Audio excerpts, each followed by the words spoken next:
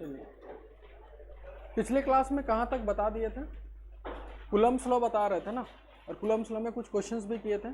ठीक है, टॉपिक लिखिए, लिखिए कूलम्ब्स लॉ, कूलम्ब्स लॉ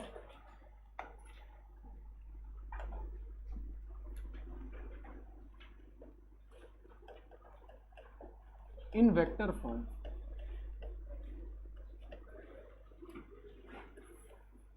ठीक है, तो हम लोग को जो ना कूलम्ब्स लॉ पढ़ना है किस फॉर्म में? Vector form. अच्छा, ये जो फॉर्मूला था F इज इक्वल टू के Q1 Q2 divided by r square. अच्छा, ये फॉर्मूला कब लगाते थे? Point charge. ठीक है, लेकिन किसके लिए लगाते थे? कोई भी दो चार्जेस जिनके बीच डिस्टेंस कितना हो, r, जैसे यहाँ रहता था ना Q1 Q2, और दोनों के बीच डिस्टेंस कितना है, r। तो Q1 Q2 पे कितना फोर्स लगाएगा या Q2 Q1 पे कितना फोर्स लगाएगा? तो ये फोर्स स्केलर में है कि वेक्टर में? स्केलर में, क्योंकि हम सबका मैग्नीट्यूड यहाँ पर रखेंगे तो फोर्स हमको वेक्टर में मिलेगा कि स्केलर में मिलेगा? स्केलर में मिलेगा। तब हम लोग को ये जानना है कि जो फोर्स लग रहा है उसको किस फॉर्म में? वेक्टर फॉर्म में। खिसक जाओ, खिसक जाओ, खिसक जाओ। अब इसके लिए क्या करेंगे, लिखिए आगे।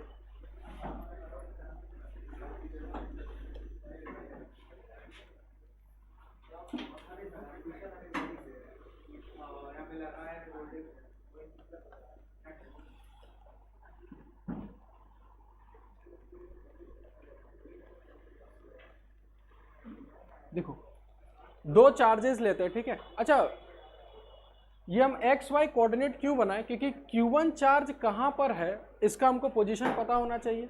तो Q1 चार्ज का हम लोग कोऑर्डिनेट ले लिए x1, y1 और z1। उसी तरह से Q2 का ले लिए x2, y2 और z2। ठीक है, अच्छा Q1 का जब हमको पोजीशन बताना होगा, Q1 का क्या बताना होगा? पोजीशन। तो याद करो उसका पोजीशन कैसे बताते थे? जैसे मान के चलो कि नहीं, जैसे मान के चलो कि रिमोट कहां पर है, तो कैसे बताओगे? तो बताओगे ना जी कि वो रिमोट वहां से उतना दूर है, पहला चीज। यानी एक तुमको डिस्टेंस बताना होगा, दूसरा क्या बताना होगा? डायरेक्शन। तो ये Q1 चार्ज का कहां पर है, इसके लिए हम क्या किए, ये इसको रेफरेंस माने, यानी ये ओरिजिन हो गया 0,0,0। तो यहां से एक वेक्टर बनाए R1 वेक्टर। अच्छा, वेक्टर ही क्यों बोले? क्योंकि वेक्टर के पास मैग्नीट्यूड भी है, वो चल रहा है, और नेक्स्ट क्लास में एक और लगने वाला है, तो नेक्स्ट क्लास में दिक्कत नहीं होगा।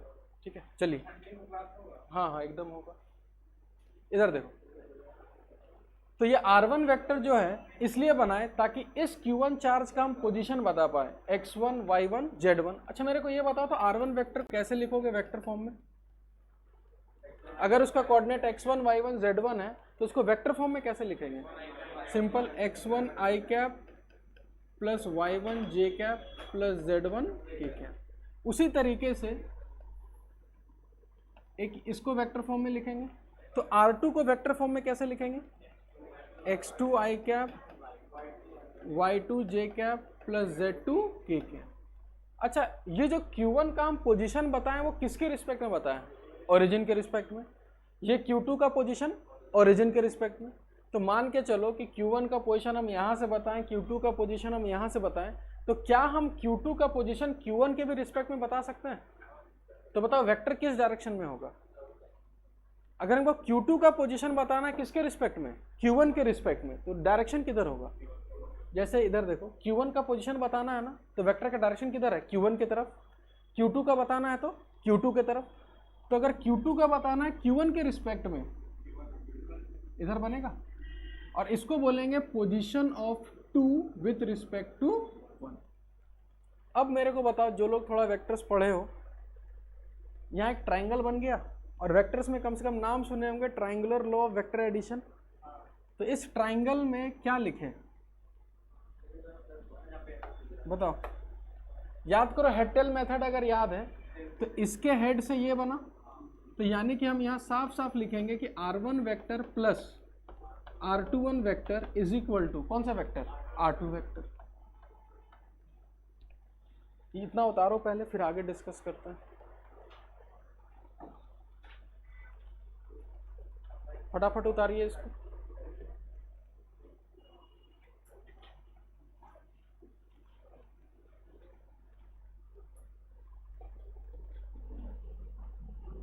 ये डेरिवेशन याद रखना, स्कूल में ये पूछा जाता है, ठीक है, स्कूल के लिए करवा रहे हैं ये सब, ये कॉम्पिटिटिव में कभी नहीं आएगा ये सब।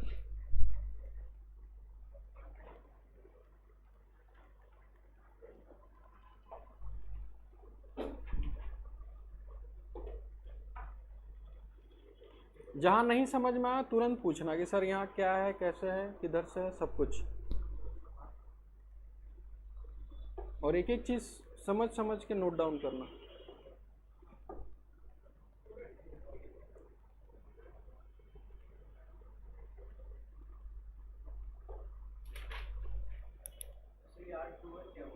R21 का मतलब क्या लिखना है जी? जैसे R2 मतलब position of 2 with respect to origin, R1 का मतलब position of 1 with respect to origin. अगर R21 लिखा तो इसको ऐसे बोलना, position of 2 with respect to, यानी कि 2 का पोजीशन किसके रिस्पेक्ट में? 1 के रिस्पेक्ट में।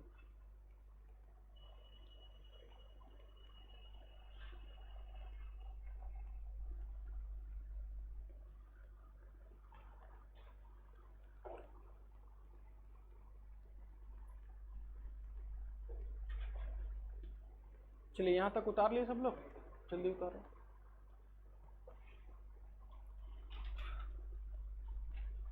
संडे के बाद ना बैच डिस्ट्रीब्यूट कर देंगे, संडे के बाद, क्योंकि कुछ लोग जो 11th में पढ़ा हुआ है, ठीक है, और जिसको बढ़िया नॉलेज है उसका अलग बैच बनेगा, और जो लोग 11th में थोड़ा पाप किए हो, ठीक है, उसका अलग बनाएंगे, ठीक है, दोनों में नहीं आना है। नहीं एकदम, हाँ क्या क्या, ये वाला Z2 K कैप, K होता है IJK, ठीक है, क्योंकि जो पढ़ रखा है उसको और थोड़ा हाई लेवल का पढ़ाएंगे, और जो बेचारा पाप किए हो उसको तो पाप धोना होगा पहले, है ना, उसके बाद थोड़ा थोड़ा धीरे धीरे आगे बढ़ेंगे, ठीक है। चलिए ये समझ में आ गया। अब इधर देख, इसी से आगे बढ़ते हैं, ठीक है। तो यहां से इसको आगे लिख सकते हैं कि R21 is equal to R2 minus R1, ठीक है। अब इस वेक्टर को हम कैसे निकालेंगे, इधर देखो, R2 वेक्टर को यहां से उठा सकते हैं, और R1 से अगर सब्ट्रैक्ट करेंगे तो इतना याद होना चाहिए वेक्टर में कि I को I के साथ, J का J के साथ, K का K के साथ। तो यहाँ सिंपल से आ जाएगा x2 minus x1 I cap plus y2 minus y1 J cap plus z2 minus z1 K cap. ये कौन सा वेक्टर आया? ये वाला, ठीक है। अब इतना करने के बाद अब अगर हम ये लिख रहे हैं, क्या Q1 Q2 पे फोर्स लगाएगा कि नहीं लगाएगा? लगाएगा। तो मेरे को ये बताओ किधर लगाएगा? Q1 Q2 पे फोर्स किधर लगाएगा? टुवर्ड्स द लाइन ज्वाइनिंग, तो इधर लगाएगा Q2 की तरफ। अब बता ये फोर्स किस पे लगा? Q2 पे, किसके कारण? तो इसको लिख सकते हैं force on 2 with respect to 1। तो सबसे पहले ना इसको हम वेक्टर फॉर्म की जगह पहले स्केलर फॉर्म में लिखते हैं। तो F21 को हम लिखते हैं K Q1 Q2 divided bye Q1 Q2 के बीच कितना डिस्टेंस है? R21। तो यहाँ लिखेंगे R21 का, ये किस में लिखे, स्केलर में कि वेक्टर में? अब मेरे को ये बताओ, स्केलर को वेक्टर में बनाने के लिए क्या ऐड करना पड़ता है? Unit vector. यानी इसको अगर हम एक डायरेक्शन दे देंगे तो ये वेक्टर बन जाएगा। अब मेरे को बताओ, जो फोर्स इधर लग रहा है इसका डायरेक्शन क्या R21 का डायरेक्शन है? और R21 वेक्टर मेरे पास निकल चुका है। तो अगर हम इसको ऐसे लिखें, समझना ध्यान से, हम इसको अगर वेक्टर फॉर्म में लिखें F21 वेक्टर फॉर्म में, तो हम इसको सिंपल ऐसे लिखेंगे कि भैया जो स्केलर था K Q1 Q2 divided bye R21 का होल स्क्वायर जो था, इसको किससे मल्टीप्लाई करेंगे? वेक्टर से मल्टीप्लाई करेंगे कि यूनिट वेक्टर से? यूनिट वेक्टर से। और याद करो किसी वेक्टर का यूनिट वेक्टर कैसे निकालते थे? तो उसी वेक्टर को किससे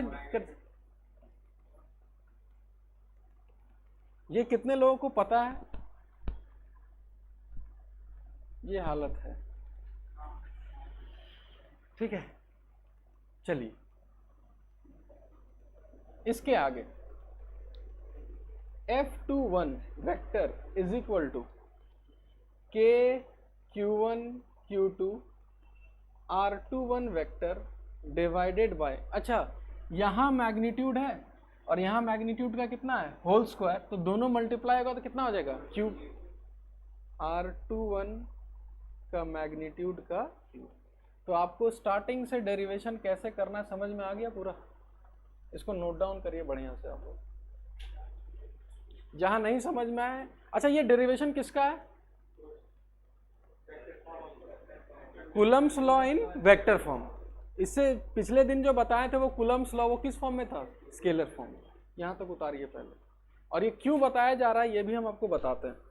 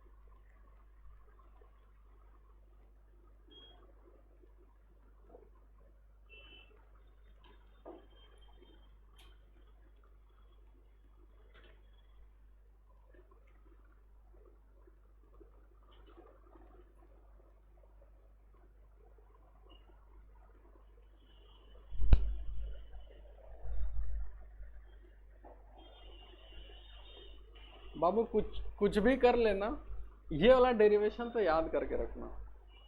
हम बता रहे हैं Coulomb's law in vector form, ये पूरा डेरिवेशन बढ़िया से। कॉम्पिटिटिव के लिए कोई ज़रूरत नहीं है, आप खाली इतना भी याद रखोगे, ये वाला चीज़, ये वाला। और याद रखने का हम तरीका बता देते हैं। यहाँ इसका मतलब क्या है, ये F21 का मतलब फोर्स ऑन 2 ड्यू टू 1, इसका मतलब ये हुआ इज इक्वल टू, ये तो फॉर्मूला पता है K Q1 Q2। यहाँ जो वेक्टर है ये भी R21 है और उसका स्क्वायर है कि क्यूब है, क्यूब। इसी को बेवकूफ़ बनाने के लिए बच्चों को ऐसा देता है और पूछेगा कि क्या ये सही है कि गलत है।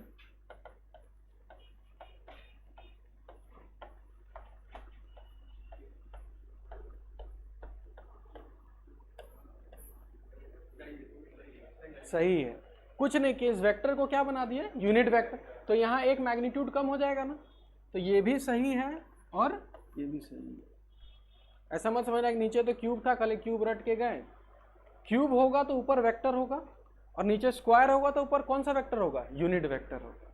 ये दोनों चीज आपको याद रखना, साथ में लिख लीजिए। अब इसको क्वेश्चन में कैसे इस्तेमाल करना है वो चीज बताते हैं कि क्वेश्चन में कैसे यूज करोगे इसको।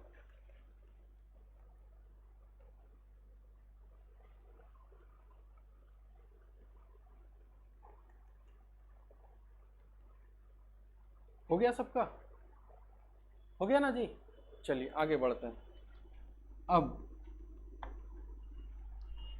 सबसे पहला क्वेश्चन हम ही करवाते हैं, ठीक है। अब अगर एक क्वेश्चन ऐसा रहे कि भैया एक Q1 चार्ज यहाँ था, एक Q2 चार्ज यहाँ था, अब तुमको डिस्टेंस नहीं देगा, वो ये बोलेगा ना कि ये जो Q1 चार्ज है ये ऐसे जगह रखा था 1, -2, 2 में रखा हुआ था, और वो चार्ज कहाँ रखा हुआ था 2, -4, 3 पे रखा था, तो कहीं तो होगा ये दोनों। अब बोला कि find force on Q1 due to Q2। इस लाइन को देखने के बाद क्या लग रहा है, कौन किस पे फोर्स लगा रहा है, Q2 किस पे लगा रहा है, Q1 पे। तो हम यहाँ जो फोर्स लिखेंगे वो क्या लिखें, F12 लिखें या 21 लिखें, 12। Force on 1 due to 2 is equal to, हल्ला मत करो जी, K Q1 Q2। यहाँ कौन सा वेक्टर आएगा, पीछे देख लो, पीछे क्या था, यहाँ 21 था तो यहाँ भी क्या था 21 था, तो इसके कॉरस्पॉन्डिंग अगर हम 1 2 निकाल रहे हैं तो यहाँ भी क्या होगा, वेक्टर डिवाइडेड बाय r12 का स्क्वायर की क्यूब, ठीक है। अब हमको ये पता है Q1 का वैल्यू जो होगा दे देगा वो रख देंगे, Q2 का वैल्यू रख देंगे, K का वैल्यू हमको पता है। अब मेरा मेन काम है क्या निकालना, R12, क्योंकि R12 वेक्टर अगर निकल गया मेरा काम हो जाएगा। इसको निकालने के लिए आप ये वाला चीज देखो कि अगर हम R21 निकाल रहे हैं तो position vector of 2 minus position vector of 1 हो रहा है। यहाँ किसको किससे माइनस कर रहा है, अगर R21 निकाल रहे हैं तो position of 2 minus position of 1। तो मेरे को अब यहाँ बताओ कि अगर हम R12 निकाल रहे हैं, R12 तो किसका पोजीशन माइनस किसका position, position of 1 minus position of 2। फिर से कंफ्यूज नहीं होना। फिर यहाँ देखो अगर 2 1 लिखा हुआ है तो position of 2 minus position of 1, तो यहाँ हम क्या निकाल रहे हैं 1 2, तो position of 1 minus position of 2। तो 1 का x कोऑर्डिनेट कितना है, तो 1 माइनस 2 कितना होगा 1 की -1, तो -1 आई कैप हो गया। -2 माइनस ऑफ -4 कितना होगा, -2 माइनस ऑफ -4 +4 हो गया 2, तो यहाँ लिखेंगे +2 j कैप। 2 - 3, चलिए ये वेक्टर निकल गया। अब अगर तुमको वेक्टर निकल गया तो इसका मैग्नीट्यूड भी निकालना आना चाहिए। क्या होता है मैग्नीट्यूड, याद करो रूट अंडर इसका x, ये i का ये कोफिशिएंट दिख रहा ना, इसका स्क्वायर प्लस इसका स्क्वायर प्लस इसका स्क्वायर, तो -1 का होल स्क्वायर प्लस 2 का होल स्क्वायर प्लस, और k में कितना था -1 था ना, कितना निकलेगा जल्दी बताओ तो, 4 और 2 6 √6। अब यहाँ वैल्यू कैसे पुट करेंगे ध्यान से देखो, k Q1 Q2 divided bye, यहाँ R12 लिखा हुआ है ना, तो R12 तो पूरा का पूरा यहाँ कॉपी मार देंगे, -i cap plus 2j cap minus k cap divided by, इसी का मैग्नीट्यूड हम निकाल रखे हैं कितना है √6, और √6 का कितना पावर है, हो गया पता। बात समझ में आया, थोड़ा सा टेक्निकल चीज है कि किसको किससे माइनस करना है। अच्छा अगर हम F12 निकाल लिए और अगर हमको बोला जाए, अगर हम F12 निकाल दिए और हमको बोला जाए कि F21 निकालिए, क्या करना होगा, हमको पता है Newton's third law, equal and opposite, तो फोर्स तो यही रहेगा, यानी कि F12 और F21 का बात किया जाए तो दोनों मैग्नीट्यूड वाइज सेम है, लेकिन डायरेक्शन वाइज क्या होता है अपोजिट, तो दोनों को वेक्टर बना देंगे और इक्वल टू करके यहाँ माइनस लगा देंगे। यानी ये जो भी चीज आया F12 तो F21 को लिख सकते हैं, पहले से एक माइनस लगा देते हैं, k Q1 Q2 divided by √6 का whole cube into -i plus 2j minus, ये माइनस जाके वहाँ मल्टीप्लाई हो जाएगा, तो फाइनल आंसर हो जाएगा k Q1 Q2 divided by √6 का whole cube i cap minus 2j cap plus k cap.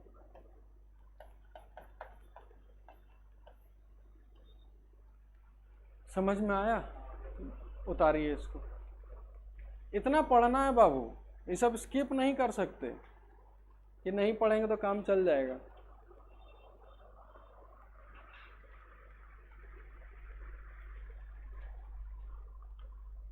इसलिए जो आएगा वो हम पढ़ाएंगे, ठीक है। अब तुम्हारा काम है कि कैसे इसको समझना है, हम तो समझाने का फुल ट्राई करेंगे पर छोड़ना नहीं है टॉपिक,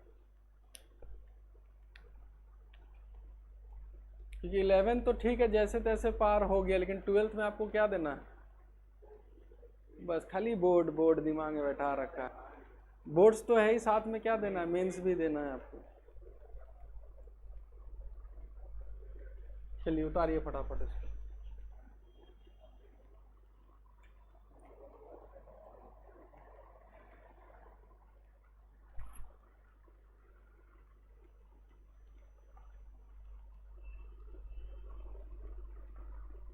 ठीक है, अब इसका फ़ायदा हम बताते हैं कि ये पढ़ाया क्यों जाता है, ठीक है, ताकि आपको क्या, एक तो है ठीक है पढ़ाई इसलिए जाता है क्योंकि स्कूल एग्जाम में आएगा, पहला चीज़ तो ये है, लेकिन कॉम्पिटिटिव में इसका यूज़ कैसे आएगा वो बताते हैं। इसको पहले उतार लो, सब उतार लिए सब लोग, जल्दी उतार।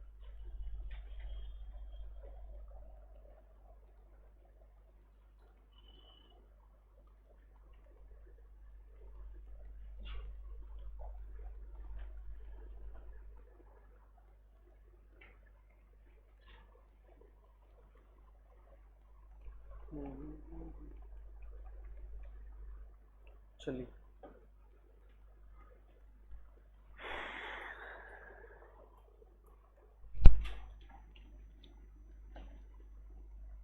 देखो अब क्वेश्चन कैसे आएगा, मिल जाएगा, नोट्स दे देंगे, कोई दिक्कत नहीं है, ठीक है। नोट्स भेज भी दिए थे शायद, है ना।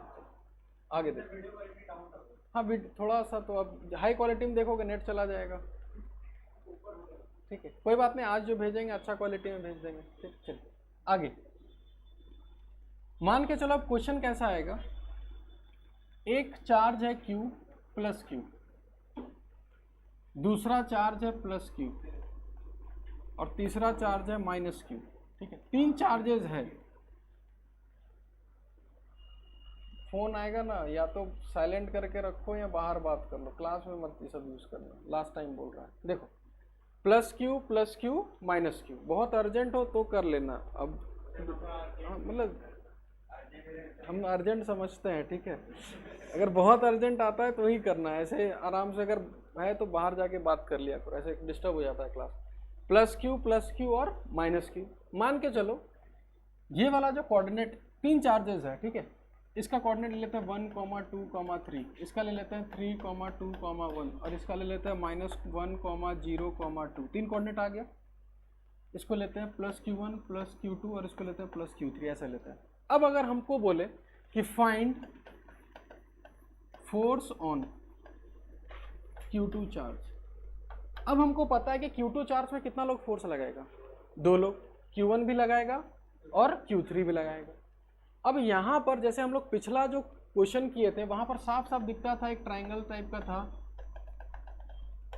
ये इस पे फोर्स इधर लगा रहा है, ये इस पे फोर्स इधर लगा रहा है, और ये एंगल आराम से निकाल लेते थे और एंगल आ जाता था तो रिजल्टेंट वाले फॉर्मूले से आंसर आ जाता था। लेकिन अब क्या होगा, क्या तुमको पता है ये चार्जेस कहाँ कहाँ है? मान के चलो Q1 Q2 पे फोर्स इधर लगाया, Q3 Q2 पे फोर्स इधर लगाया, ये फोर्स तो निकाल लोगे, ये एंगल फिर कहाँ से निकालोगे? हालत खराब हो जाएगा। अब एंगल नहीं निकलेगा तो रिजल्टेंट निकलेगा फिर, तो उसका उपाय क्या है? अब हम इसका उपाय क्या सोचे हैं, देखो ध्यान से, क्या अब हम फोर्स ऑन 2 ड्यू टू 1 क्या वेक्टर फॉर्म में निकाल सकते हैं? अभी पढ़े हम लोग किस फॉर्म में?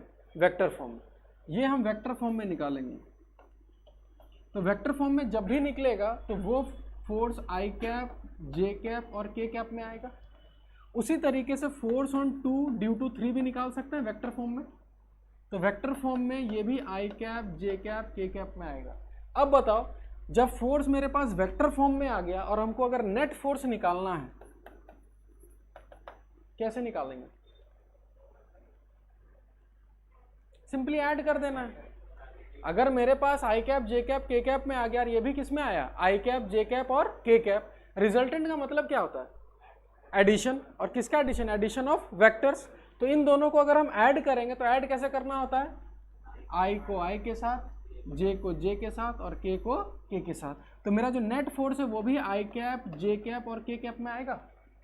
अब आई कैप, जे कैप, के कैप में यहाँ कुछ कोफिशिएंट आएगा x1, यहाँ कुछ कोफिशिएंट आएगा y1 और यहाँ कुछ कोफिशिएंट आएगा z1। अगर मेरे को आंसर स्केलर फॉर्म में पूछा है तो हम सीधा बोलेंगे कि मेरे पास जो फोर्स आएगा, नेट फोर्स, वो रूट अंडर किसके बराबर होगा? x1 square, y1 square, z1 square. और अगर मेरे को फोर्स वेक्टर फॉर्म में पूछा तो यही रहा मेरा आंसर। लॉजिक समझ में आया क्यों वेक्टर फॉर्म पढ़ना जरूरी है?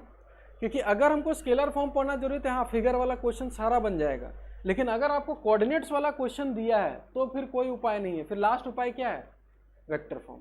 अब सारा फोर्स को वेक्टर फॉर्म में लिखिए और जब रिजल्टेंट निकालना होगा तो सिर्फ ऐड कर देना है सिंपली, और ऐड कर दोगे आंसर निकल जाएगा। इसको भी उतार लीजिए कंसेप्ट को, और घर जाके ना एच.सी. वर्मा ट्राई करो, अपना सिंपल सा एक बुक फॉलो करो एच.सी. वर्मा, उसी को स्टार्टिंग से बनाओ, क्वेश्चन नंबर 1 से लेकर बनाते जाओ जहां तक बनता जाएगा। ठीक है, अब ऐसा नहीं कि चैप्टर खत्म होगा उसके बाद स्टार्ट करेंगे, तुम लोग आराम से अब एच.सी. वर्मा स्टार्ट कर सकते हो, क्वेश्चन 1 से लेकर आराम से 15-20 क्वेश्चन तक बना सकते हो, उतना हम लोग पढ़ चुके हैं। और एक बार इलेक्ट्रोस्टैटिक्स खोल के देखना, उसमें कम से कम नहीं हो तो नहीं हो 50-60 क्वेश्चन है। ठीक है, तो आराम से बनाना स्टार्ट करो, रोज उसमें 10-10 क्वेश्चन ही बनाओगे तो 6 दिन में आराम से खत्म हो जाएगा।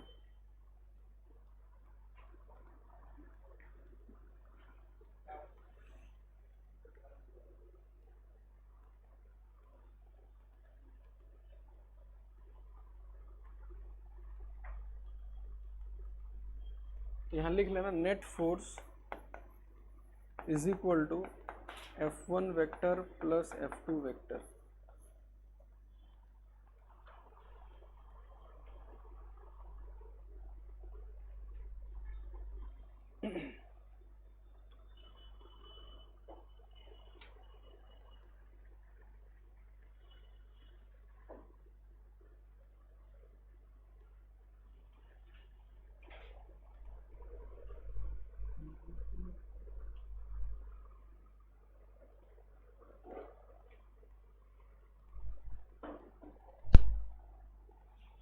इसको उतारो।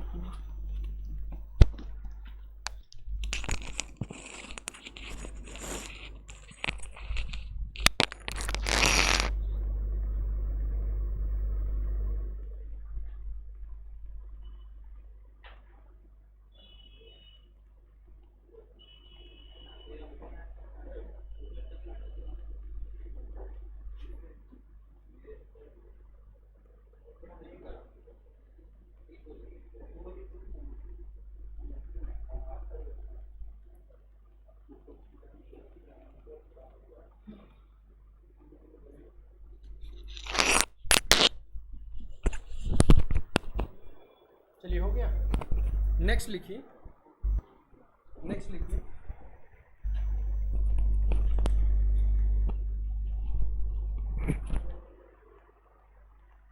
अब इसका बात करते हैं जो हम लोग छोड़े हुए हैं। जो हम लोग फोर्स लिखते थे ना, F इज इक्वल टू के Q1 Q2 divided by r square, और वहां पर हम लोग इसका चीज छोड़े हुए हैं, ये वाला। वो के कांस्टेंट था जिसका वैल्यू कितना था 9 to 10 to the power 9। अब हम बोलेंगे कि ये यहाँ जो के है ना, उसका फॉर्मूला होता है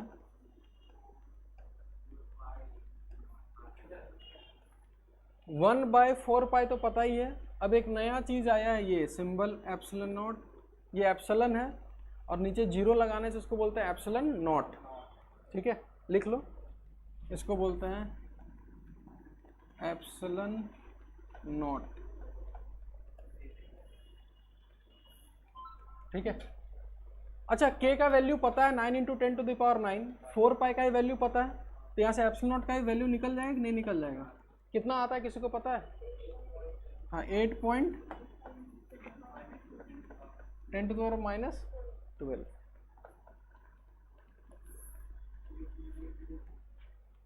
ये वैल्यूज होता है 85।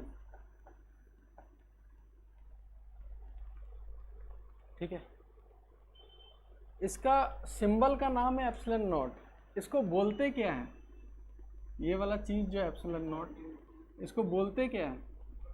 ठीक है, उसको बोलते हैं 1/4 एप्सिलॉन नॉट। वो एप्सिलॉन नॉट का नाम क्या है? जैसे कि इसको क्या बोलते हैं?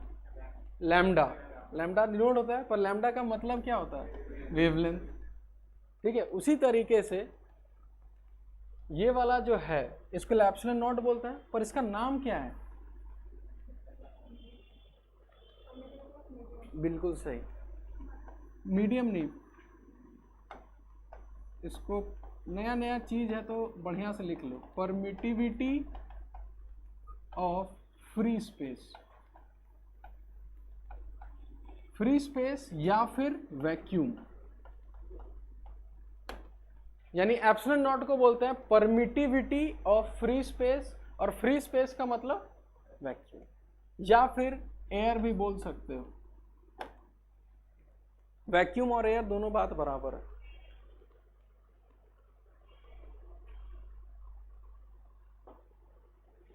परमिटिविटी का मतलब क्या दिमाग में बैठ रहा है?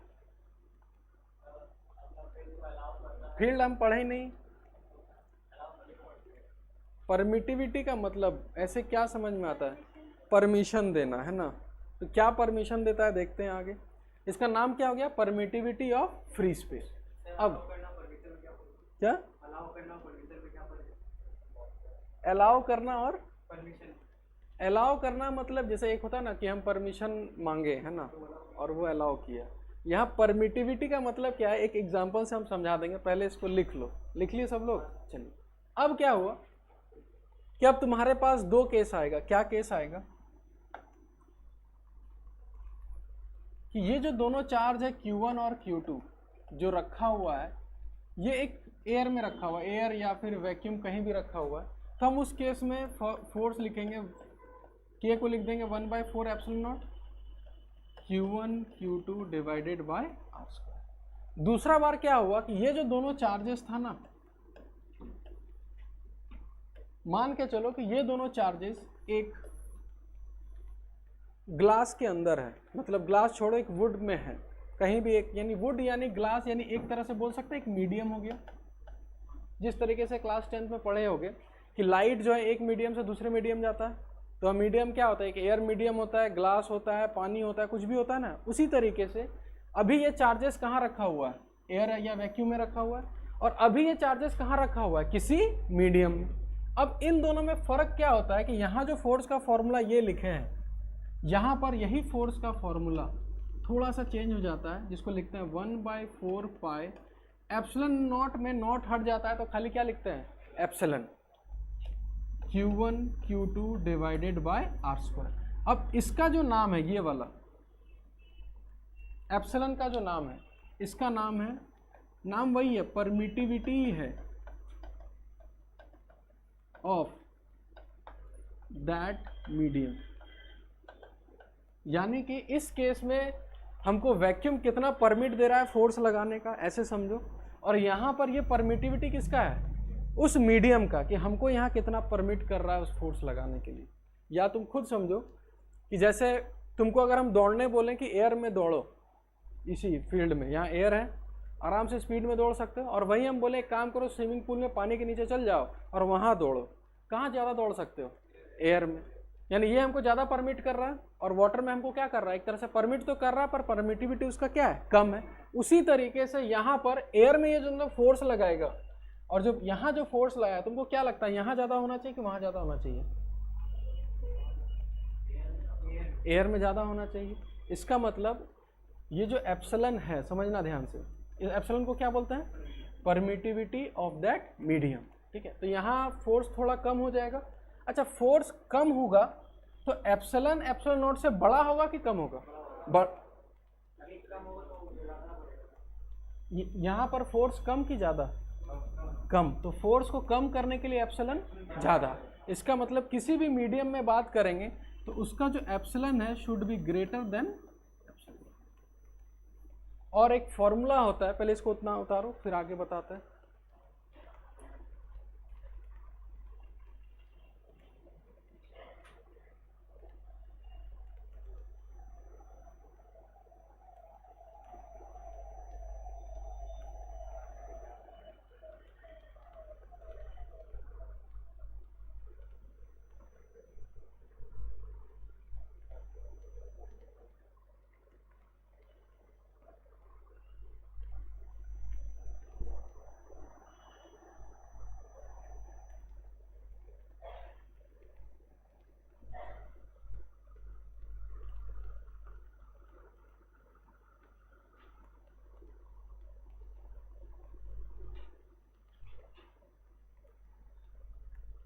हो गया। अब यहाँ हाँ उतारो उतारो आराम से। यहाँ पर इतना एप्सिलॉन है ना कि लास्ट में कंफ्यूज हो जाओगे कौन सा एप्सिलॉन किसका है। एप्सिलॉन नॉट किसका है, एयर या वैक्यूम का, और एप्सिलॉन किसका है, मीडियम का। एक फिर एप्सिलॉन आएगा, एप्सिलॉन आर, और ये एप्सिलॉन आर क्या है, रिलेटिव परमेबिलिटी। ठीक है, रिलेटिव का मतलब क्या होता है, हाँ उसके रिस्पेक्ट में। फिजिक्स में रिलेटिव रिश्तेदार तो नहीं होगा, velocity of a with respect to b, है ना, रिलेटिव का बात करते हैं। तो इस एप्सिलॉन आर का मतलब होता है, ठीक है, यानी ऐसे सिंपल याद रखना, epsilon divided by epsilon not, वही हम लोग क्या बोलते हैं, एप्सिलॉन आर। और इस एप्सिलॉन आर का फिर एक नया फॉर्म मतलब हो गया रिलेटिव परमिटिविटी।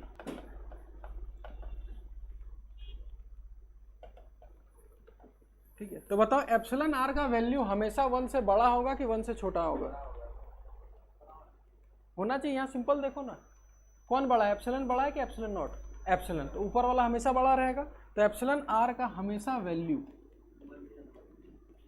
जिस टाइप से आप लोग पढ़े रिलेटिव डेंसिटी, सुने होंगे फ्लूइड में रिलेटिव डेंसिटी, यानी किसी का भी डेंसिटी किसके रिस्पेक्ट में? वाटर के रिस्पेक्ट में। वही चीज तो यहाँ है, किसी भी मीडियम का परमिटिविटी किसके रिस्पेक्ट में? वैक्यूम के रिस्पेक्ट में। उसी को हम लोग क्या बोलते हैं? Relative permittivity. करते हैं, अभी सब करते हैं। अभी खाली दिमाग में बैठा रखो कि परमिटिविटी का मतलब क्या है? परमिट करना, कि भैया तुम कितना फोर्स लगाने दोगे उस मीडियम में। चलिए यहां तक हो गया, ठीक है। ये पूरा याद हुआ ना, एप्सिलन कहाँ, एप्सिलन नॉट कहाँ, एप्सिलन आर कहाँ। यानी कि क्या इसी फॉर्मूले को हम ऐसा भी लिख सकते हैं? देखो तो ध्यान से,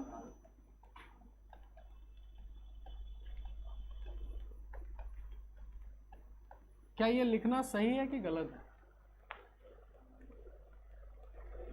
सही है। एप्सिलन की जगह क्या लिख सकते हैं? Epsilon naught into epsilon r. वही एप्सिलन नॉट की जगह यहां लिख दिए, ठीक है। अब इतना थ्योरी पढ़ने के बाद कुछ क्वेश्चंस पे आते हैं, और बहुत मजेदार क्वेश्चन है। क्वेश्चन लिखिए आगे।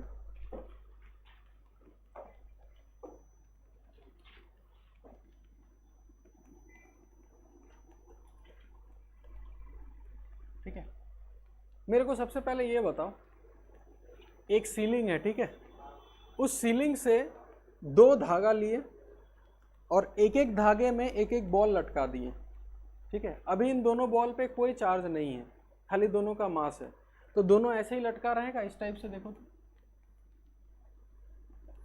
ऐसे लटका रहेगा दोनों, ठीक है। अब हम क्या किए, इसको कुछ चार्ज दिए पॉजिटिव, इसको भी कुछ चार्ज दिए पॉजिटिव, तो ये एक दूसरे को क्या करेगा? तो ये यही रहेगा कि दूर जाएगा? दूर जाएगा। तो तुमको क्या लगता है ये हमको कैसा दिखने को मिलेगा? किस टाइप का दिखेगा ये? नहीं, लास्ट में जब ये रिपेल करेगा, दोनों एक दूसरे को रिपेल कर रहा है, तो कहीं ना कहीं जाके तो रुका हुआ होगा। वो नहीं, वो देखो तारे जमीन पर एक मूवी था ना, वो लड़का बहुत डीपली सोचता था कि ऐसे जाएगा फिर ऐसे ऐसे होगा। उतना नहीं सोचना है, टू द पॉइंट सोचना है कि भैया ये दोनों एक दूसरे को रिपेल करेगा, तो कितना दूर, कुछ दूरी पर ये भी उसको धकेलेगा, वो भी उसको धकेलेगा, कुछ दूरी पर ये दोनों टंगा हुआ होगा, ठीक है। तो यानी कि हमको एक समय में एक यहां दिखेगा, दूसरा यहां दिखेगा, कि ऐसा ऐसा दिखेगा कि पूरा ऐसे हो गया। ऐसे तो नहीं दिखेगा। क्यों नहीं दिखेगा? फोर्स तो लगेगा ही लगेगा। मान लो बहुत चार्ज दे दिए, जितना चाहिए उतना दे दिए तुमको। अब बताओ, मेरा चार्ज का कोई कमी नहीं है। आगे बताओ, ये पूरा ऐसे नहीं होगा ना। क्या इसका कुछ mg है कि नहीं है? है। तो mg है तो इसको कुछ नीचे भी तो खींचेगा ना, तो इसलिए नहीं, कभी नहीं। कुछ तो mg होगा कि नहीं होगा? तुम इसका अगर FBD बनाओगे, फ्री बॉडी डायग्राम, टेंशन इधर होगा, फोर्स इधर धकेलेगा, mg किधर होगा? नीचे। चलिए टेंशन फोर्स को तो बैलेंस कर लिया, mg को कौन बैलेंस करेगा? कोई है ऊपर में mg को बैलेंस करने के लिए? नहीं। तो उस mg को क्या करेगा? धीरे धीरे खींच के किधर लाएगा? नीचे लाएगा। चलिए इसके लिए बाद में बात करते हैं, पहले इस पे आते हैं, यहां पर, कि दोनों जो है, ठीक है, ऐसे टंग गया है ना। अब हम एक यहां पर लाइन बनाए, एक वर्टिकल लाइन, इस पे चार्ज प्लस Q1, इस पे चार्ज प्लस Q2। ये मेंस में आया हुआ क्वेश्चन, हम पहले बता दे रहे हैं। इसका मास m1, इसका मास m2। हॉरिजॉन्टल से इधर वाला एंगल θ1, इधर वाला एंगल θ2, ये दे रखा है। और आपको ऑप्शंस क्या क्या दे रखा है ये भी बताते हैं। पहला, इफ, पहला चीज लिखा हुआ है if Q1 is equal to Q2, कि दोनों का चार्ज क्या ले लिए? सेम। और M1 is equal to M2, तो बताइए थीटा 1 और थीटा 2 में क्या रिलेशन होगा, कौन बड़ा कौन छोटा, बराबर क्या होगा? आराम से, फिजिक्स में होना नहीं, या तो होगा या नहीं होगा, बताइए क्या होना चाहिए? बराबर। आपके पास क्या लॉजिक है बराबर का? फिजिक्स तो लॉजिक मानता है, वो आपके अकॉर्डिंग तो नहीं होगा। लॉजिक बताइए, हम टिक मार देंगे। तो तुक्का हो गया, फिर तुमको भी नहीं पता क्यों हो रहा है। हाँ तो ना, वो भी दोनों सेम, वो था ये भी सेम, नहीं ये कोई लॉजिक नहीं हुआ। चलिए ठीक है, ठीक है, आप एक्सप्लेन इसको अच्छे से करिए कि मान के चलिए कि हम इसका एफबीडी बना, क्योंकि याद करो फिजिक्स है तो फ्री बॉडी डायग्राम तो बनाना होगा। इस बॉडी पर सब सिखा देंगे धीरे धीरे, इसीलिए तो बैच अलग कर रहे हैं। तो तुम समझ गए कौन से बैच में हो। चलिए हाँ, तो इसका mg किधर लगेगा? नीचे। ये इस पर किधर फोर्स लगाएगा, फटाफट बताओ। Line joining the centres. और ये इस पे किधर फोर्स लगाएगा?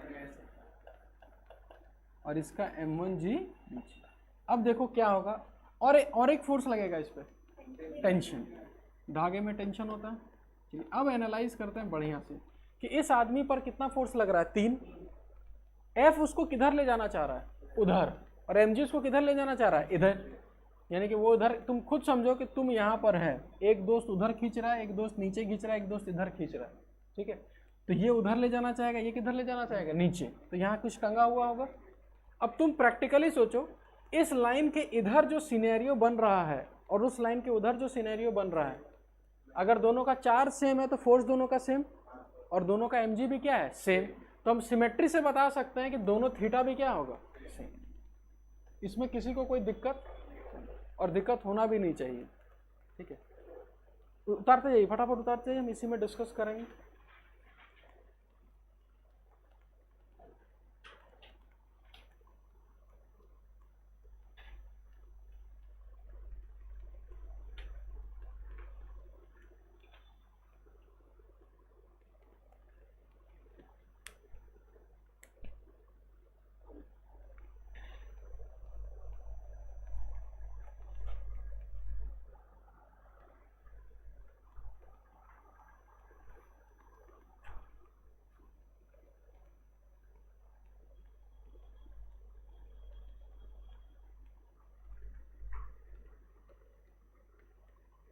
हो गया, आगे बढ़े। लिखो, लिख लो आराम से लिख लो।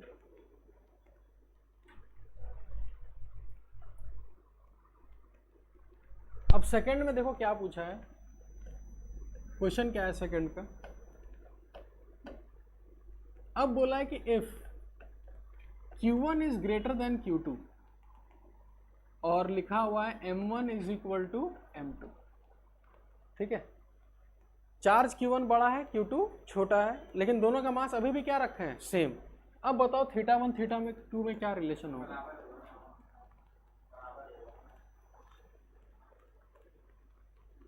बराबर बराबर बराबर। बाकी लोग क्या है बताओ, जल्दी बताओ। Q1 Q2 सेम हो गया। Q1 हाँ हाँ, अब ये बोलना है, अब किसी दिमाग में ये नहीं होना चाहिए कि Q1 ज़्यादा हो गया तो फिर F1 ज़्यादा होगा, F2 कम होगा, ऐसा नहीं। दोनों फोर्स क्या होगा? सेम। ये तो बेवकूफ़ खाली बनाने के दिया है कि Q1 बड़ा है। अभी भी दोनों का फोर्स सेम और दोनों का मास क्या है? सेम। तो जब दोनों का फोर्स अभी भी सेम है और दोनों का मास अभी भी सेम है, तो बताओ थीटा और थीटा 2 में क्या होगा? खत्म हो गया question. Last case, if Q1 is greater than Q2 और M1 is greater than M2, इस बार बताओ क्या होगा? M1 बड़ा है M2 से, अब दिया हुआ है, ये दोनों कंडीशन दिया हुआ है, Q1 Q2 थीटा 1 और थीटा 2 में।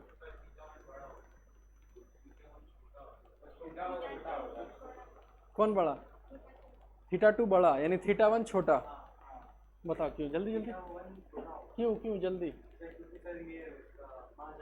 तो एकदम सही बात है। अब देखो यही चीज बोले ना, थोड़ा सा कॉमन सेंस भी रखो ना, बना लोगे। Q1 बड़ा हो चाहे Q2 बड़ा हो, इससे हमको कोई लेना देना नहीं होना चाहिए, क्योंकि दोनों का फोर्स क्या होगा? अभी भी सेम हो, यानी कि दोनों को खींचने वाला तो सेम है, लेकिन अब जो दोनों को नीचे खींच रहा है, M1 बड़ा कि M2 बड़ा? M1। तो तुम ये बताओ कि नीचे वाला अगर ज्यादा तेजी से खींच रहा है, ज्यादा फोर्स से खींच रहा है, तो इसका एंगल बढ़ेगा कि घटेगा? तो थीटा 1 घटेगा और थीटा 2 बढ़ाएगा। ये वाला Q1 और Q2 कोई भी बड़ा होगा, दोनों का फोर्स सेम कि अलग अलग? क्यों? न्यूटन्स थर्ड लॉ याद आया? Newton's third law, equal and opposite. तो इस केस में F1 is equal to F2 होगा और M1 is equal to M2, तो theta 1 is equal to theta. ये क्लियर समझ में आ गया? अब आगे बढ़ा जाए।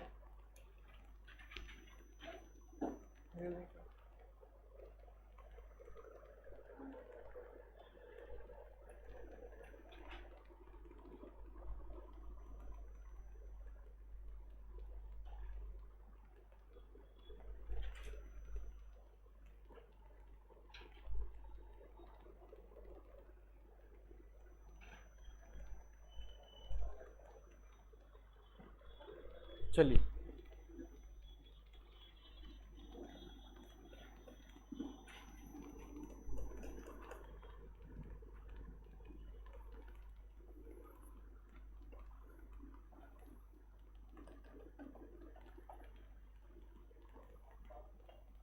देखो,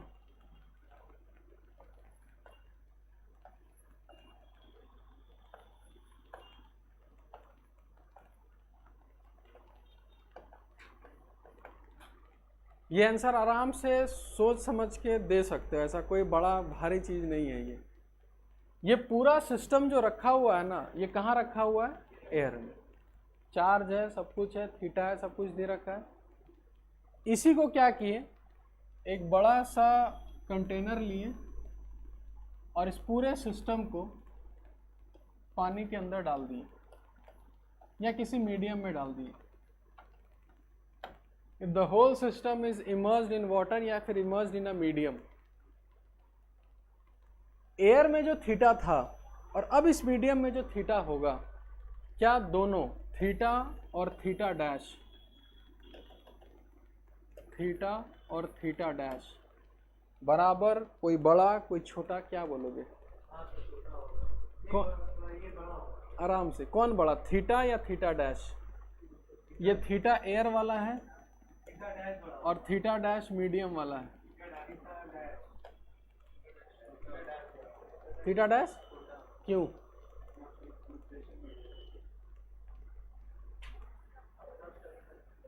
फिर वो सब कुछ नहीं सोचना, कहीं नहीं, तुमको पानी में डाल देंगे तो ग्रेविटी नहीं लगेगा।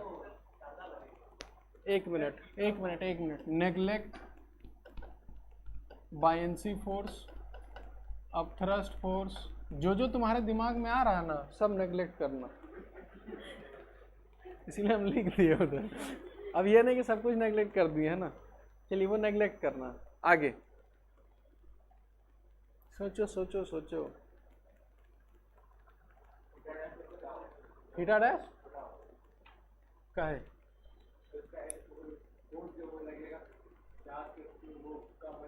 क्यों कम हो जाएगा? अभी पढ़े हम लोग, एयर में जो फोर्स लगाएगा और मीडियम में जो फोर्स लगाएगा, कहाँ ज़्यादा परमिट करेगा? एयर में ज़्यादा करेगा। तो जब एयर में ज़्यादा फोर्स लगाएगा, फोर्स मतलब जो धकेलेगा दोनों, वो ज़्यादा फोर्स से धकेलेगा और मीडियम में कम फोर्स। तो जब कम धकेलेगा तो ये बॉल और दूर जाएगा कि पास आएगा? तो इसका मतलब मीडियम में ये दोनों पास आ जाएगा, और पास आ जाएगा तो थीटा बढ़ेगा कि घटेगा? तब इतना आसान क्वेश्चन है, तुम लोग उतारिए इसको, इसमें लिख लीजिएगा, because in medium value of force decreases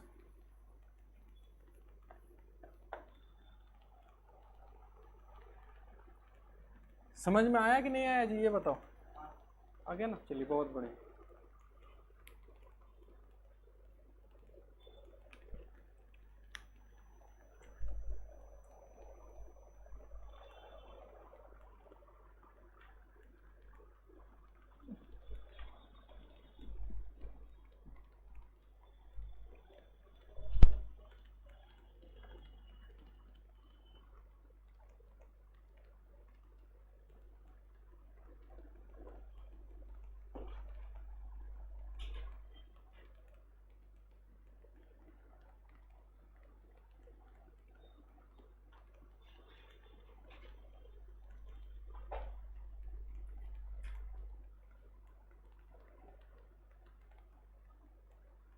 ये आगे बढ़े, नेक्स्ट लिखिए।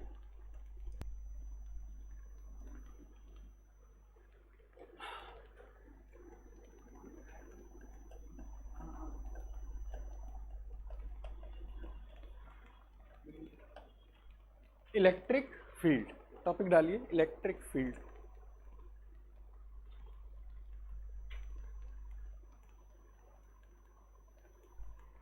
ठीक है, अब ये इलेक्ट्रिक फील्ड क्या चीज़ है, तो सबसे पहले अपने दिमाग में ये रख लीजिएगा कि ये एक थ्योरेटिकल चीज़ है।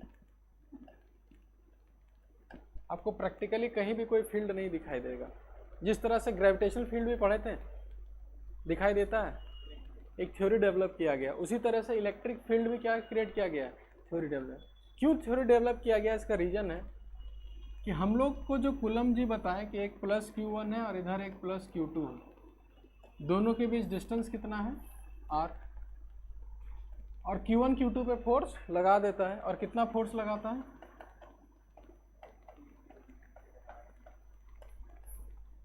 वो बोल लिए और हम लोग मान लिए क्योंकि वो साइंटिस्ट थे, कुछ क्वेश्चन पूछ भी नहीं सकते, है ना।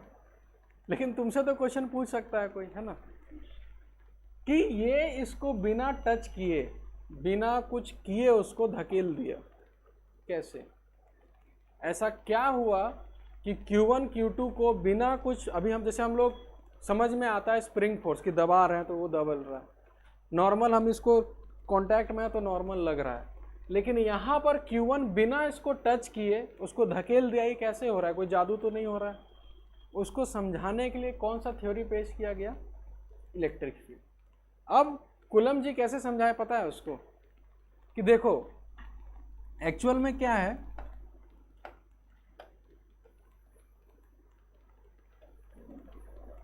चलिए एक्चुअल में क्या हुआ समझना ध्यान से। वो बोले देखो, हम जो बोले ना कि Q1 Q2 पे फोर्स लगा रहा है, तुमको अगर नहीं माना तुम इसको ऐसे सोचो कि जब भी हम कोई चार्ज रखते हैं किसी भी रीजन में या किसी भी स्पेस में, एक चार्ज रखे ना, तो ये अपना एक फील्ड क्रिएट किया। जैसे कि कोई भी रीजन में गुंडा रहता है ना, ठीक है, तो उस गुंडे के वजह से उस आसपास में कोई भी एक आदमी रहता है तो उस पर एक डर बैठ जाता है, तो वो तो उसको मारने भी नहीं गया न छूने गया, फिर भी एक उसके अंदर डर कायम हो गया। तो पहले क्या करता है कि कोई भी अगर एक गुंडा रहता है तो वो अपना एक क्या क्रिएट करता है, वर्चस्व। मूवी में यही बोलते हैं, है ना, कि अपना एक वर्चस्व कायम किया। गैंग्स ऑफ वासेपुर देखे हो ना जी, हाँ बस, तो एक वर्चस्व कायम करता है, ठीक है। तो इसी टाइप से चार्ज भी अपना क्या क्रिएट करता है, फील्ड। बोलेगा कहाँ से कहाँ तक, तो क्या बोलोगे, यहाँ से लेकर कहाँ तक, जहाँ तक तुम जा सकते हो, और कहाँ तक जा सकते हो, इन्फिनिटी तक। तो एक फील्ड क्रिएट होता है यहाँ से लेकर कहाँ तक, इन्फिनिटी तक। अब उस फील्ड के क्रिएट होने से क्या होता है कि मान के चलो फील्ड अब हर जगह है। अब वो बोला ना, अब गुंडा ये बोलेगा भाई मेरा ये एरिया है, अब उस एरिया में तुम अगर आओगे तो क्या होगा, उड़ा दिए जाओगे, है ना। वही चीज होता है कि इसके फील्ड में अब अगर तुम Q2 को रखे तो ये इसको कुछ नहीं करेगा, वो फील्ड उस पर क्या लगाएगा, फोर्स लगाएगा। बात समझ में आए, इनडायरेक्टली कौन किस पे लगा रहा है, Q1 Q2 पे लगा रहा है। हाँ क्या, हाँ बोलो ना, मैग्नेट, हाँ रख दो, हाँ क्या रिपेल, अब वो क्यों नहीं लगता, अब इसको तुम ऐसे समझो, छोड़ो ना, मैग्नेट का ही बात कर लेते हो, जब छेड़ा है बात तो। जैसे पास में रखते हैं मैग्नेट को, दो मैग्नेट को या लोहा मैग्नेट को, दोनों चिपक जाता है तुरंत। लेकिन दूर में रखते हैं तो जल्दी नहीं चिपकता। तो इसमें फोर्स लगा और इसमें लगता है कि फोर्स नहीं लगा, लेकिन दोनों में फोर्स लग रहा है। अब होता क्या है, अब इसको अगर फिजिक्स के टर्म में देखोगे तो ये वाला जो चीज़ है इस पर एक मैग्नेट फोर्स लगेगा जो इसको खींचेगा, और दूसरा ये जिस सरफेस पे रखा हुआ, क्या यहाँ पीछे फ्रिक्शन लग रहा है? तो अगर ये पास में है तो ये फोर्स बड़ा होगा और ये फ्रिक्शन का वैल्यू कम होगा, तो इसलिए नेट फोर्स इधर हो गया, दोनों सट गया। लेकिन जब दूर रहेगा, तुम खुद समझो कि ये जो फोर्स जो जिस फोर्स से उसको खींचेगा और पीछे जो फ्रिक्शन लगेगा, यहाँ ये फोर्स बड़ा होगा कि कम होगा? तो जब फोर्स कम होगा तो फ्रिक्शन उसको जाने देगा, इसलिए नहीं चिपकता है। लेकिन वो खींच रहा है कि नहीं खींच रहा है? खींच रहा है। समझ में आया? क्या बढ़ जाएगा?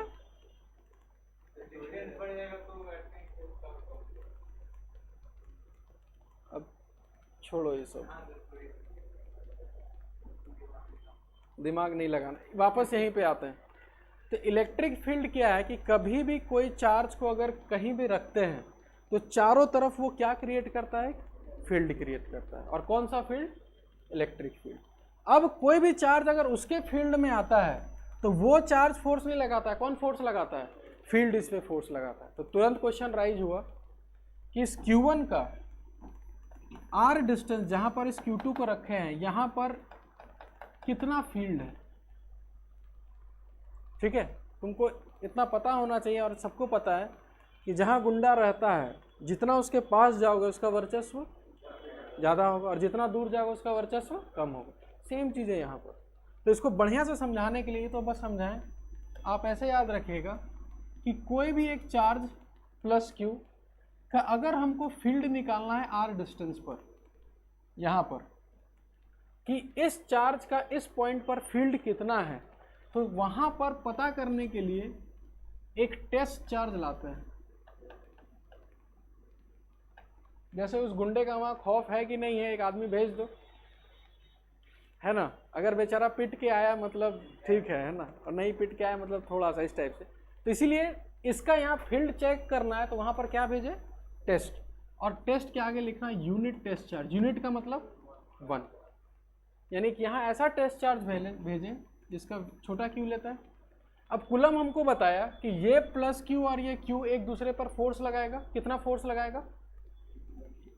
Force is equal to KQ divided by R², यही फोर्स लगाएगा। और किधर लगाएगा? टुवर्ड्स द लाइन ज्वाइनिंग, यानी कि इधर ही लगाएगा फोर्स। ठीक है, तो अब याद रखना कि इस पॉइंट पर इलेक्ट्रिक फील्ड कितना है, तो उसको निकालने के लिए जो फोर्स निकाले ना, उसको उसी के टेस्ट चार्ज से क्या कर देना है? डिवाइड कर देना है। तो बताओ, इस F को अगर स्मॉल q से डिवाइड करेंगे तो क्या बचेगा? KQ by R²। यही फॉर्मूला बन गया। दूसरा चीज, फोर्स स्केलर है कि वेक्टर? वेक्टर। हमको पता है। तुमसे अब पूछ रहा है कि अगर हम लोग एक इलेक्ट्रिक फील्ड टॉपिक पढ़ रहे हैं तो इलेक्ट्रिक फील्ड स्केलर होगा कि वेक्टर होगा? तो ध्यान देखो, ये वेक्टर है और ये Q स्केलर है ना, तो एक वेक्टर को स्केलर से मल्टीप्लाई करो चाहे डिवाइड करो, टर्म हमेशा क्या निकलता है? वेक्टर। और वेक्टर है तो उसका डायरेक्शन भी होगा, तो किधर होगा? तो सिंपल, इधर देखो। पहले यहाँ उतार लो, फिर बताते जाएंगे, भूलते जाओगे। पहले इतना उतारो।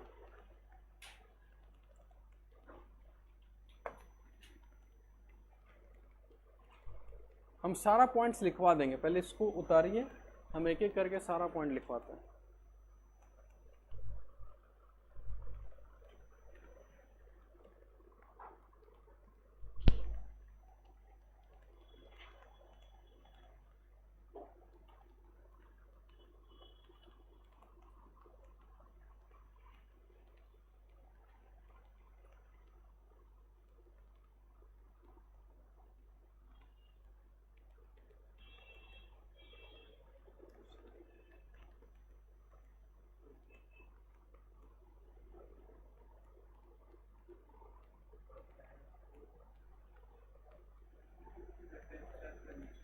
क्या क्या? टेस्ट चार्ज का नेचर अभी बताते हैं, इसीलिए हम इसको रोक के रखे हैं। पहले इतना उतारिए, उसके बाद आके आपको बताते हैं।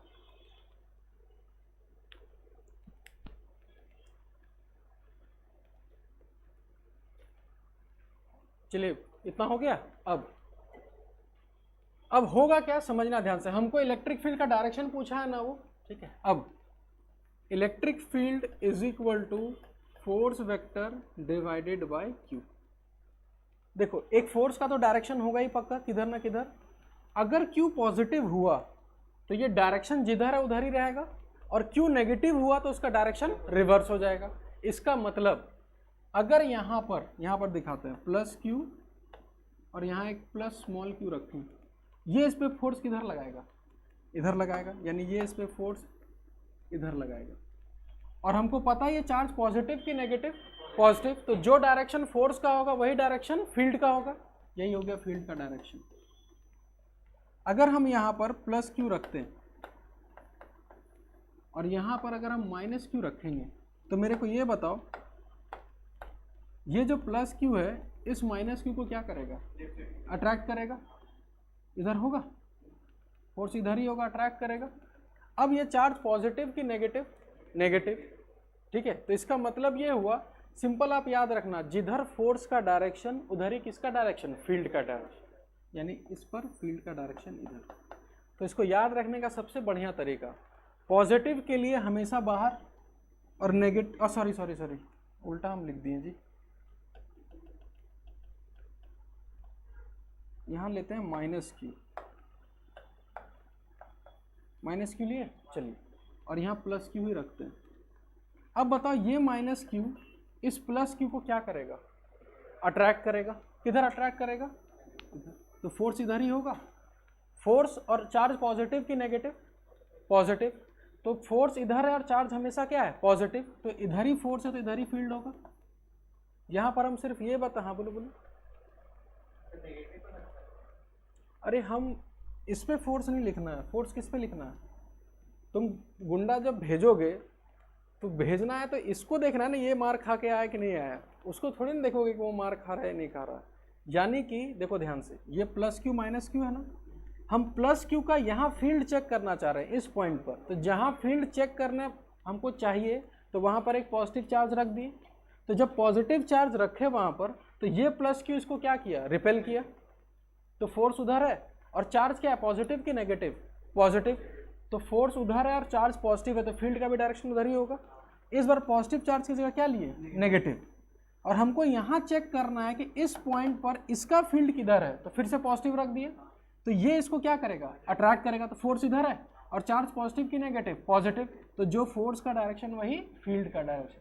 तो इन दोनों एग्जाम्पल से हमको क्या दिख रहा है कि एक पॉजिटिव चार्ज का फील्ड हमेशा बाहर की तरफ और एक नेगेटिव चार्ज का फील्ड हमेशा अंदर की तरफ। तो हम बताओ टेस्ट चार्ज में हमेशा पॉजिटिव रख रहे हैं कि नेगेटिव रख रहे हैं, पॉजिटिव, इसलिए यहाँ यूनिट टेस्ट पॉजिटिव चार्ज होता है। अब समझ में आया, वहाँ पॉजिटिव रखेंगे कि नेगेटिव, यहाँ हमेशा क्या रखेंगे, पॉजिटिव। जैसे कि समझना ध्यान से, यहाँ पॉजिटिव क्यों रखे, एक ये चार्ज है समझो, ठीक है, हमको नहीं पता कि ये पॉजिटिव है कि नेगेटिव, हम यहाँ एक पॉजिटिव चार्ज रखे, समझना ध्यान से, ये पॉजिटिव चार्ज इधर भाग गया, इसका मतलब ये चार्ज पॉजिटिव, और अगर ये चार्ज उधर भाग गया नेगेटिव हो गया, इसलिए यहाँ कौन सा चार्ज रख रहे हैं, पॉजिटिव चार्ज रख रहे हैं। तो बाहर भागा यानी ये पॉजिटिव चार्ज है और इसका फील्ड हमेशा किधर होगा, बाहर की तरफ, और अगर ये नेगेटिव हुआ तो फोर्स किधर आएगा, इधर, तो फील्ड का डायरेक्शन किधर होगा, इधर की तरफ। उतारो इसको, यानी सिंपल याद रखना है, पॉजिटिव चार्ज है ना यहाँ पर, तो जिधर फोर्स का डायरेक्शन उधर ही किसका डायरेक्शन होगा, फील्ड का डायरेक्शन। चार्ज क्या है तुम्हारा, पॉजिटिव, उतारिए इसको। अभी और बताएंगे तो कंफ्यूजन नहीं होगा, अभी खाली इतना याद रखना है, इतना ही बस, कि पॉजिटिव का हमेशा फील्ड बाहर और नेगेटिव का फील्ड हमेशा अंदर, बस इतना अभी याद रखो।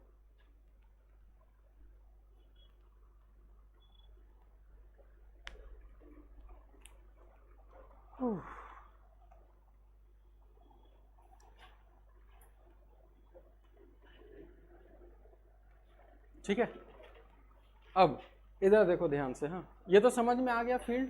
अब अगर एक पॉजिटिव चार्ज लें प्लस क्यू, ठीक है,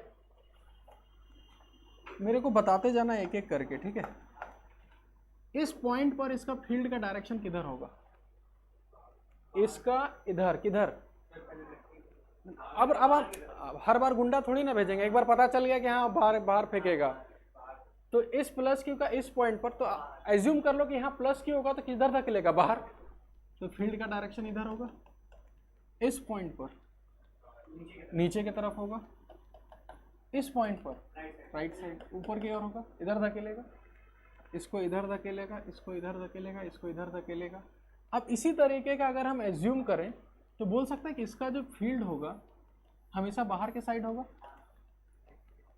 तो इसी को बोलते हैं, क्या बोलते हैं जी, रेडियली आउटवर्ड। यानी कि एक पॉजिटिव चार्ज का जो फील्ड होता है हमेशा कैसा दिखेगा, रेडियली आउटवर्ड, रेडियली आउटवर्ड। तो बताओ नेगेटिव का कैसा होगा, रेडियली इनवर्ड। ठीक है, तो इसको ऐसे छोटा कर लो इधर, और एक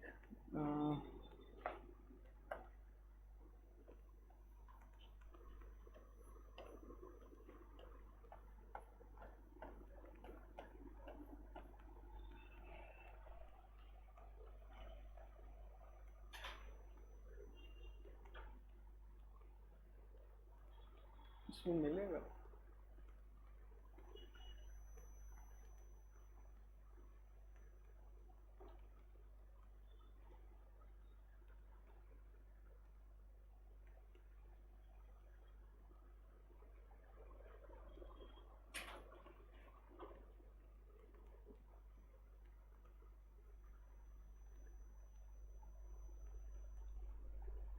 इसमें दिख रहा है बीच में चार्ज कैसा है, पॉजिटिव है, और इसका फील्ड कैसा है, बाहर की तरफ, ऐसा ही दिखता है चार्ज।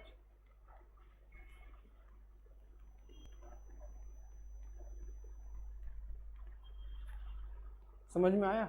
अब ये जो हम बनाए एक तरह से, ये क्या बन रहा है,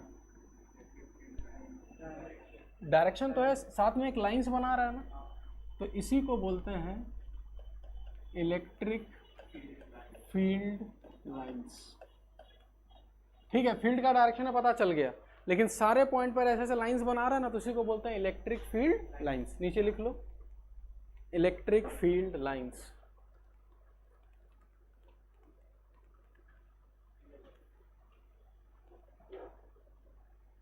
ठीक है, अब उसी इलेक्ट्रिक फील्ड लाइंस पर पहला पॉइंट डालो हमेशा। अगर तुमसे कोई पूछे कि इलेक्ट्रिक फील्ड लाइंस कहाँ से निकलता है, क्या बताओगे, कौन सा चार्ज? हाँ, पॉजिटिव से, साफ साफ दिख रहा है कि पॉजिटिव से क्या कर रहा है, निकल रहा है, और खत्म कहाँ पर होगा, इन्फिनिटी नहीं, नेगेटिव। अच्छा, तुम जाते रहोगे तो फील्ड मिलता रहेगा कि नहीं मिलता रहेगा, मिलता रहेगा, तो खत्म कहाँ पर होगा, नेगेटिव पे, क्योंकि नेगेटिव पे जाके सब मिल जा रहा है ना। तो हमेशा याद रखना, फील्ड हमेशा स्टार्ट कहाँ पर होगा, पॉजिटिव से, और खत्म कहाँ पर होगा, नेगेटिव। लिखिए electric field lines always originate या स्टार्ट्स, कुछ भी लिख सकते हो, originates from positive charge and terminates, या फिर एंड्स, टर्मिनेट्स ज़्यादा अच्छा है, ठीक है, and terminates at negative charge. ये हमेशा ट्रू है और हमेशा याद रखना है। ठीक है, दूसरा चीज़, ये अभी के लिए याद रखो, आगे जाके पता चल जाएगा ऐसा क्यों होता है। Electric field lines are discontinuous, can be discontinuous लिखो, इलेक्ट्रिक फील्ड लाइंस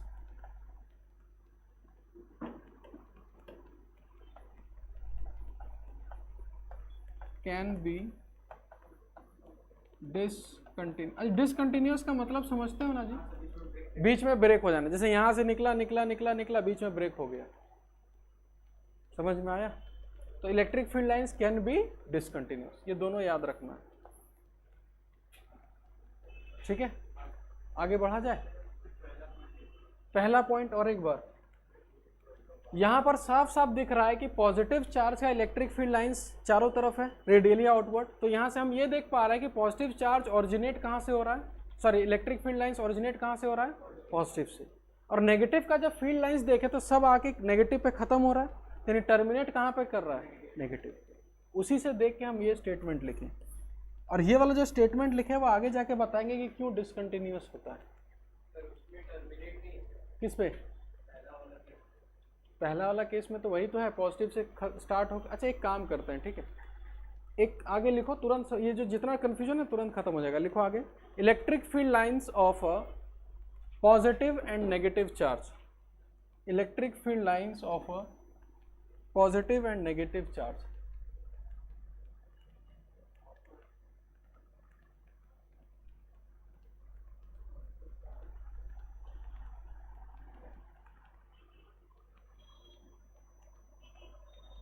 देखो यही से समझा देते हैं, सारा लाइंस कहाँ से निकला, पॉजिटिव से, और खत्म कहाँ हो रहा है, नेगेटिव। देखो ये वाला जो लाइन है अगर तुम देखोगे, ये वाला यहाँ से पॉजिटिव से निकला, नेगेटिव पे खत्म हुआ, यहाँ से निकला, नेगेटिव पे खत्म हुआ।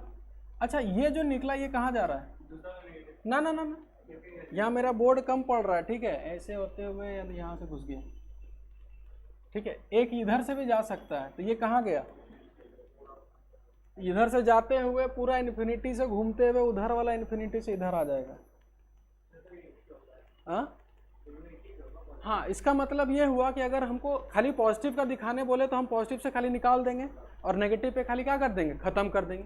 लेकिन अगर बोला गया कि ये रहा पॉजिटिव और ये रहा नेगेटिव, अब बताओ, तो हमको पता है कि इस पॉजिटिव से निकलेगा और खत्म कहाँ पर होगा, नेगेटिव। ठीक है, इसको बना लो सबसे पहले। क्या क्या थर्ड पॉइंट कहाँ लिखवाएं, दो ही पॉइंट लिखवाएं ना। एक तो तुम्हारा स्टार्ट कहाँ से होगा, पॉजिटिव पे, खत्म कहाँ पर होगा, नेगेटिव पे, ये पहला पॉइंट था। और दूसरा पॉइंट क्या था, डिसकंटिन्यूअस। डिसकंटिन्यूअस का बताएंगे, पहले इसका डायग्राम ड्रॉ कर लो।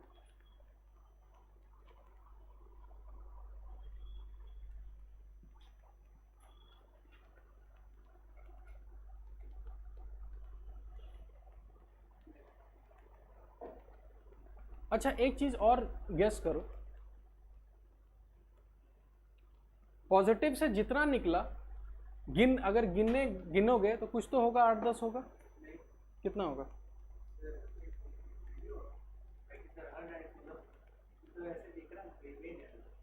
अच्छा ठीक, इसको क्लियर करते हैं आगे, है ना।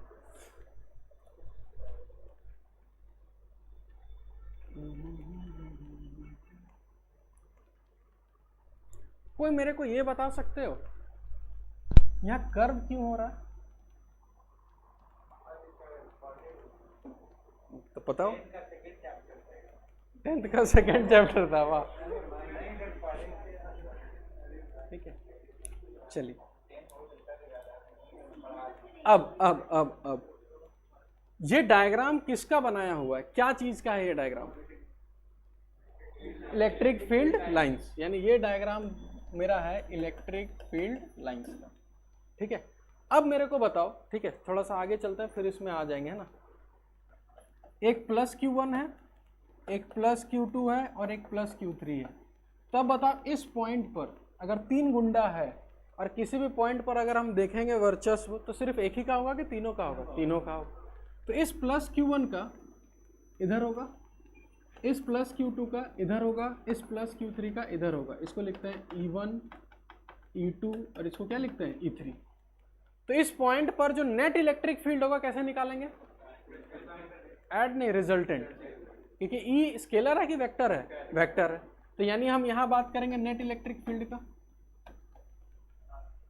ठीक है, उसी तरीके से वापस इसमें आओ, यहां पर कितना चार्ज है, प्लस Q और माइनस Q। अब किसी भी पॉइंट पर अगर हम बात करें, ये वाला पॉइंट पे बात करें, तो इस प्लस Q का इस पॉइंट पर किधर होगा इलेक्ट्रिक फील्ड, उधर होगा, और इस माइनस Q का किधर होगा, बाहर की तरफ होगा कि अपने तरफ होगा। ये हो गया E1 और ये हो गया E2। तो बताओ एक वेक्टर उधर है और एक वेक्टर इधर, से दोनों का रिजल्टेंट किधर जाएगा, कहीं इधर जाएगा ऐसे। ठीक है, चलिए एक पॉइंट और ड्रॉ करते हैं, ये वाला। इस प्लस Q के लिए इधर होगा, इस माइनस Q के लिए इधर होगा, तो कुछ इधर होगा, तो तुम देखो इसका इधर है, इस पॉइंट पे है तो थोड़ा इधर हो गया, ऐसे सारा पॉइंट्स का ड्रॉ करते जाएंगे तो धीरे धीरे ये कर्व बनेगा ऐसे, तो इसलिए धीरे धीरे क्या बन गया, कर्व बन गया।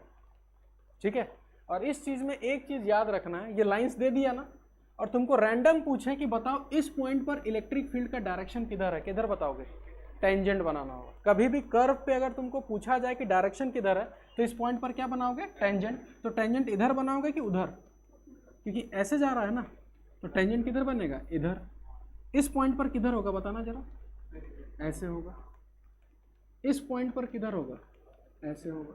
इसका मतलब अगर तुमको इलेक्ट्रिक फील्ड लाइंस दिया हुआ है और तुमसे डायरेक्शन पूछ रहा, तो डायरेक्शन कैसे बताओगे, टेंजेंट ड्रॉ करके। लिखो पॉइंट, लिखिए, लिखो, the direction of electric field, the direction of electric field, the direction of electric field is given by drawing, is given by drawing tangent, is given by drawing tangent at the point on the curve of electric field lines, of electric field lines. समझ में आ गया कि अगर आपको electric field lines दिया हुआ है और किसी भी पॉइंट पर अगर आपको डायरेक्शन चाहिए तो वहां पर क्या बना लो, टेंजेंट बना लो। ये पूरा क्या लिखना, बता दो उसको, क्या लिखा है, bye drawing tangent at the point on the curve, और किसका curve, of the electric field lines. समझ में आ गया। चलिए अब नेक्स्ट लिखिए। अच्छा, अगर एक पॉजिटिव क्यू चार्ज है, पहले मेरे को ये बता दो, इसका जब फील्ड लाइंस ड्रॉ करेंगे तो इसका फील्ड लाइंस ऐसे नजर आएगा, ठीक है। अब इसके सिर्फ फील्ड लाइंस देख के हम क्या क्या चीज बता सकते हैं, यानी कि एक आदमी का खाली हम हुलिया देख के क्या क्या बता सकते हैं कि पैसा वाला है कि नहीं, नहीं बता सकते, कैसे नहीं। अब दिख रहा है एक आदमी ऊपर एकदम रिबॉक का टी शर्ट है, हाथ में एप्पल का वॉच है, जीन्स बढ़िया सा है, रिबॉक है, और मर्सिडीज से उतर रहा है, क्या बोलेगा, अरे वाह वाह। अब बता, धनबाद में तुम देखे मर्सिडीज से किससे मांग के लाया होगा वो? अच्छा तुम अमीर हो गए तो बात अलग है ना। चल, यहां पर मतलब एक हम इलेक्ट्रिक फील्ड लाइंस देख के, हाँ चल, एक इलेक्ट्रिक फील्ड लाइंस देख के हम क्या क्या चीज बता सकते हैं उसका। पहला चीज, अगर आपको प्लस Q1 का इलेक्ट्रिक फील्ड लाइंस ऐसे दिख रहा है इस टाइप से, और एक प्लस Q2 का इलेक्ट्रिक फील्ड लाइंस ऐसा दिख रहा है,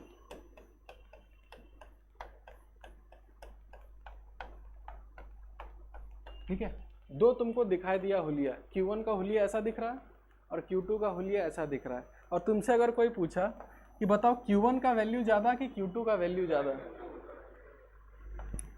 क्या सोच के, चार्ज डेंसिटी नहीं है, सिंपल बोलना है, इसके पास फील्ड लाइंस क्या है, ज्यादा है, इसके पास फील्ड लाइंस कम है, इसका मतलब इसका चार्ज ज्यादा है, इसका चार्ज कम है। पहला पॉइंट लिखिए, क्या क्या, डेंस से ऐसा मत समझो, सिंपल बोलना है, इसका चार्ज ज्यादा है इसलिए उसका फील्ड लाइंस ज्यादा है, और इसका चार्ज कम है इसके लिए फील्ड लाइंस ज्यादा कम है। इसका मतलब पहला पॉइंट आप ये लिखिएगा कि number of electric field lines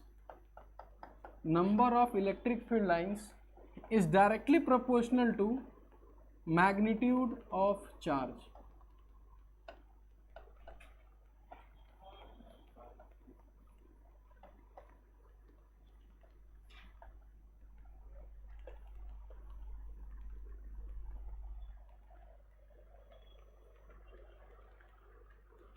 ठीक है, यानी इलेक्ट्रिक फील्ड लाइंस जितना ज्यादा होगा चार्ज का मैग्नीट्यूड उतना ज्यादा है। पहला चीज तो ये निकाल लिए, दूसरा चीज देखते हैं, ये समझ में आ गया, किसी को कोई दिक्कत इसमें। सेकंड, और इलेक्ट्रिक फील्ड लाइंस देख के क्या क्या बता सकते हैं, जैसे कि फिर से एक प्लस Q का बनाते हैं,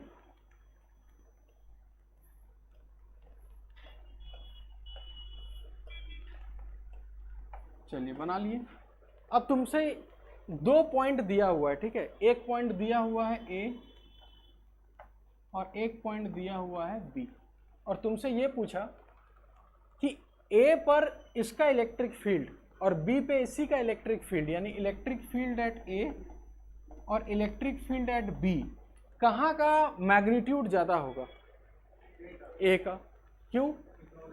वो नज़दीक है। ये तो हम ये बता सकते हैं कि चार्ज अगर दिखा, यानी गुंडे का घर दिख रहा है कि यहाँ पर है, तो उसके पास वाला में ज़्यादा होगा और दूर वाले में कम होगा। लेकिन अगर तुमको चार्ज नहीं दिखा तो फिर क्या करोगे? गुंडे का घर पता ही नहीं कहाँ पर है, नहीं। तब हम ये देखेंगे, यहाँ पर देखो दो चीज़ है। ए पॉइंट पर फील्ड लाइंस का जो स्पेसिंग है वो कम है कि ज़्यादा है? कम है। और यहाँ पर स्पेसिंग ज़्यादा है। इसका मतलब यहाँ पर बोल सकते हैं ए पॉइंट भीड़ भाड़ वाले इलाके में है और बी वाला पॉइंट भीड़ भाड़ थोड़ा खाली है, तो यानी कि ए का ज़्यादा होगा और बी का कम होगा। क्या देखकर? चार्ज नहीं देखकर, क्या देखकर? लाइंस, यानी density of lines. Density of lines is directly proportional to magnitude of electric field. ठीक है, और इसी से एक क्वेश्चन बताते हैं, आपको सबको मिल भी जाएगा। एच.सी. वर्मा का क्वेश्चन है। एच.सी. वर्मा को लाए हो?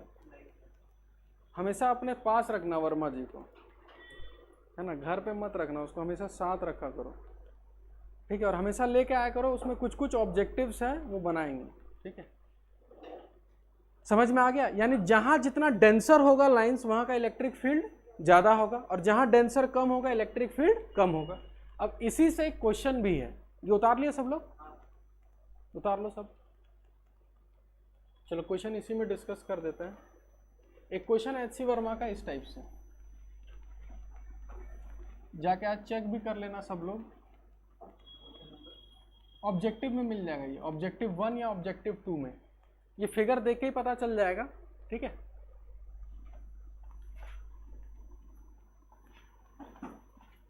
ठीक है, ये डायग्राम है। अच्छा, ये डायग्राम किसका है? यहाँ क्या दिख रहा है? कुछ लाइंस दिख रहा है, तो ये किसका डायग्राम है? Electric field lines. और इस इलेक्ट्रिक फील्ड लाइंस में 3 पॉइंट दिया हुआ है, ए, बी और सी, और यहाँ 4 ऑप्शन दिया हुआ है। ठीक है, E A is equal to E B is equal to E C. Second, E A is equal to EB is less than EC. Third option, EA is equal to EC greater than EB. Third, EA is equal to EC less than EB.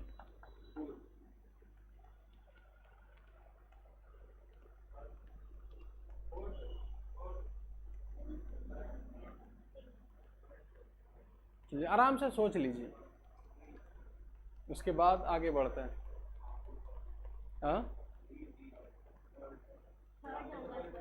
Third, पहला का कोई पहले कि भाई पहला होगा, तीनों बराबर एक ही लाइन में है ना, ए बी सी सेम होगा, फिर संतुष्ट नहीं हुआ इससे? चलिए बढ़िया है। फिर ई ए और ई बी बराबर और इसी से छोटा होगा, क्योंकि ए और बी एक तरफ है और सी उधर है, ए और बी बराबर हो गया, और ये दोनों पहले है, तो इस टाइप से नहीं। थर्ड कौन कौन बोल रहे हो? अच्छे से पूरा हाथ, तुम नहीं उठाना, हाथ टूट जाएगा ऊपर। हाँ ठीक है, 1 2 3 मतलब थर्ड में। फोर्थ में कौन कौन है? एक और उठा ही दो, 3 इडियट्स हो जाएगा। अभी हम क्या बताएं? अच्छा, इसका स्पेसिंग और इसका स्पेसिंग सेम है, तो ई A is equal to E सी होगा, ये पक्का है, ये दोनों। अब मेरे को बताएं, यहाँ स्पेसिंग ज़्यादा है कि यहाँ स्पेसिंग ज़्यादा है? यहाँ स्पेसिंग कम है ना जी, मतलब अच्छा भीड़ भाड़ यहाँ है कि यहाँ है? ये सॉरी, यहाँ है कि यहाँ है? ए पे भीड़ भाड़, और जहाँ भीड़ भाड़ ज़्यादा है वहाँ फील्ड मैग्नीट्यूड, तो कौन सा ऑप्शन होना चाहिए? अरे तुम्हारे लगने से नहीं होगा ना, वही तो दिक्कत है फिजिक्स में। तो आंसर कौन सा होगा? सी। इतना आसान आसान क्वेश्चन है, बस अपना थोड़ा सा दिमाग और बुद्धि लगाना है बस। हाँ चलिए, हाँ क्या बुक है ना, देखो उसमें कौन सा क्वेश्चन नंबर है, देखो अच्छा पहला ही क्वेश्चन है, देखो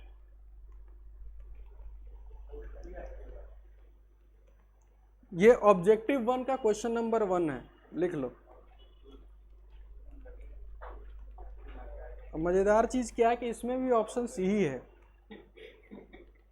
इसमें 4 ऑप्शन ऐसे दिया हुआ था, a is greater than b is greater than c, फिर a is equal to b is equal to c, a is equal to c is greater than b, और a is equal to c less than b। तो option कौन सा होगा, सही हो।